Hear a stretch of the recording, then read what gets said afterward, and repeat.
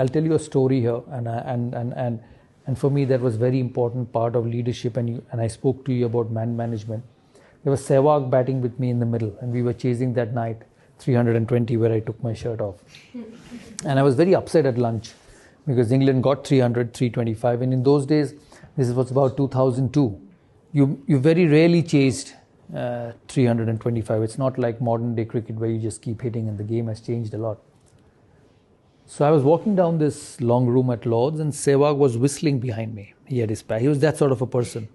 He was whistling behind me. So he turned up to me and in Hindi, I abused him and said, "Ek to 325 banane dete, uske upar you think it's a joke."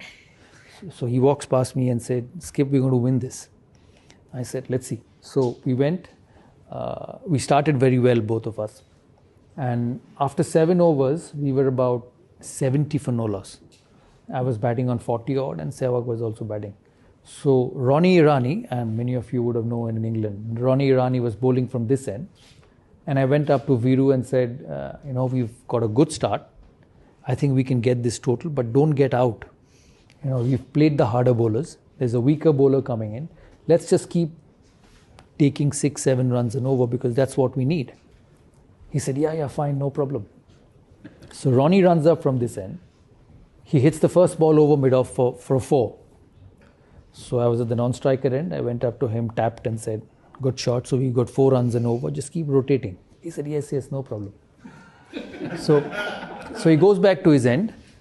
The next ball, Ronnie pitches it up. He hits it over the top, over mid-on. 1 bounce, 4. So I again go up to him and said, well played, good shot. We've got 8. So you can still take single. He said, yes, no problem, singles. The next ball, Ronnie Irani pitches up. He sits down and sweeps right from the middle stump. It would have hit his pad. He was gone. It went for 4. I did not go up to him. And he did not even look at me because he understood. So he turned his face, took guard and batted again. The next ball, he again hit him over covers for 6. So there were 5 balls. He hit 5 boundaries. And the 6th ball, he took a single, and as he was walking past me and said, "I've taken a single." And this is happening in the middle. And we got 22 runs that over. He smashed him. He was so good. So I was furious at the other end because he did not listen to me. So I had 2 options. Either I woke up at the middle and given him my peace of mind. So I took a couple of minutes to pull myself back and went up to him and I said, keep concentrating. So I didn't tell him anything. He played an absolute blinder of a knock and we won. We finished the game, we won, and as I sat in this dressing room upstairs, he was slightly far away from me and I was sitting here. I kept thinking to myself, I said, today you won this game because that gentleman at the other end just took the opposition bowler on. And what were you thinking of telling him? That be conservative, take a single, go to the next over. But here was one person who felt that he could hit him for 20 in that over and turn the game around. And I say this to all of you here because sometimes as a leader, when you work with different people, you have your own way of doing things, your own way of being successful, and you go and tell him, hey, this is the way I think is right. Let's do it. And we'll win that way. But there's the other person who's more talented, who's more gifted, who looks at things differently and probably has a better solution than you. And it was Sehwag that day who had a better solution than me. And it taught me a lot. We did win the game, but it made me a better captain. And a couple of days later, I met him at the breakfast. I said,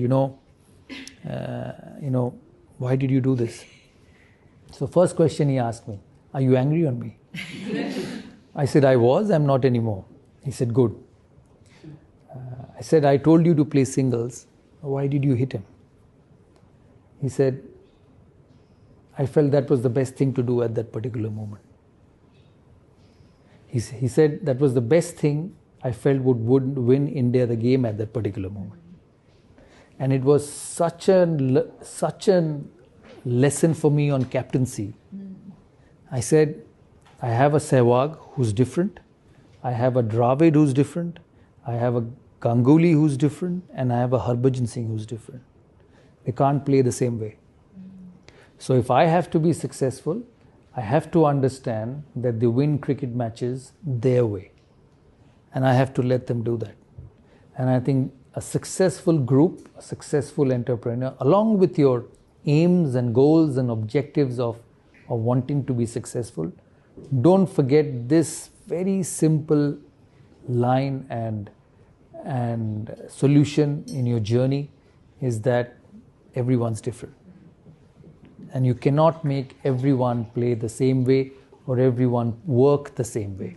As long as he delivers for you, as a leader, you need to have that a capability of adjustment in you.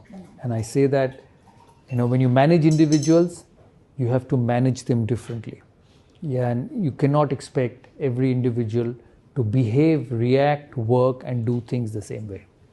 That is very important in leadership.